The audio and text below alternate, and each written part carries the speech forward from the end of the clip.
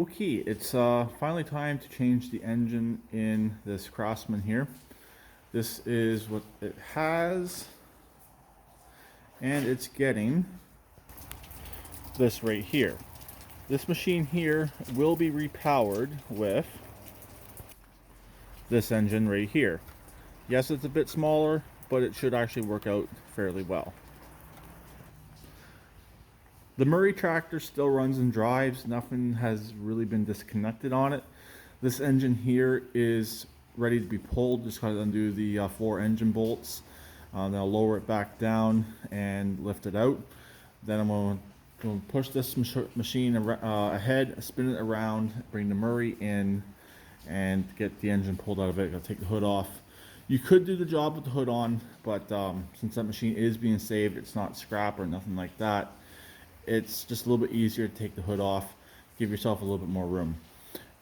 I'm not going to do step by step on this. I might do a little bit of step by step when it comes to the wiring.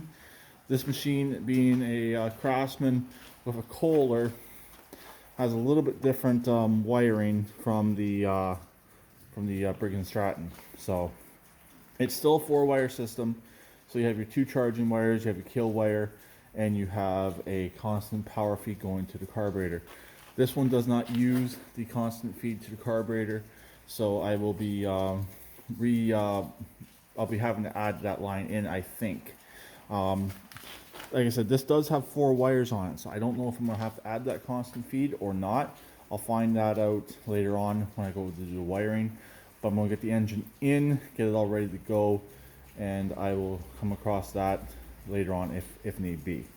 The exhaust, I still have, it's on its way for this machine. So I'll be able to get it in, get it running. It's just gonna be loud, as I don't think the Murray mufflers will work. I think that opening is a little bit wider. The idea is not to cut anything on this tractor.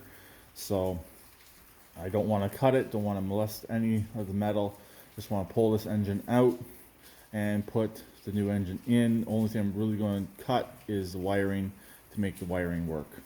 But so I got to get this off first, and once I get everything off, I'm gonna actually get the vacuum and I'm gonna vacuum this machine out. There is grass in it. Last time it was used is about a year ago or so. That's the story. But as you know, you don't always believe the stories you hear on these machines. So anyways, there's where we are right now. The deck should actually be okay. When it comes time to put the PTO back on, it might be in the way, but it might not be. I don't really want to remove it, but if I really have to, I will. But as of right now, it's going to stay in place. I'll work around it. So this saves me one step down the road. If I don't have to take it off, I'm not going to take it off.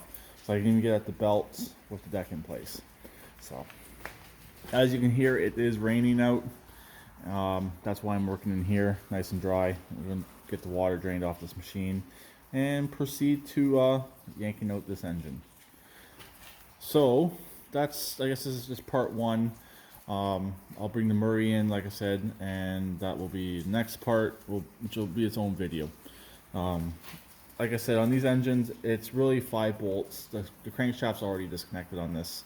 And then you got the 4 engine bolts. The wiring, which is already disconnected, the starter, which is already disconnected, throttle and choke, which is already disconnected as well. And that's pretty much it to getting these out. And usually it's got to remove the tins off the front to reveal the muffler and to so you can lift the engine out. So I guess I'll talk to them later. Please keep redneck like always, and please subscribe and comment. If anything interesting comes up while I'm doing this process, I will definitely video it and probably add it to this video. Bye for now.